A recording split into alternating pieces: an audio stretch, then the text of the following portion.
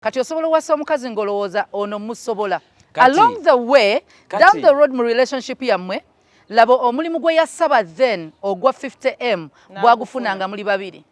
nga goyingiza meka oijo ebiri na minji eja boda oyingiza mutwalo olunako bankumi 3 God has actually given men from women. Men are supposed to be discerners. A man is supposed to discern n'amanya nti pavinyono gwenina no abami, that's how it's supposed to be. Era ne mwami Kyenswa naye bwe yatunula mbwati bwe yalaba ali pavini si bwamulaba kati era kati alaba nga vision ya maaso agenda gituukako oba gituuseeko okitegeera kuba pavini bwe yali lusi bwali kati oba okitegeera so as a man nawe otulanzibwa oti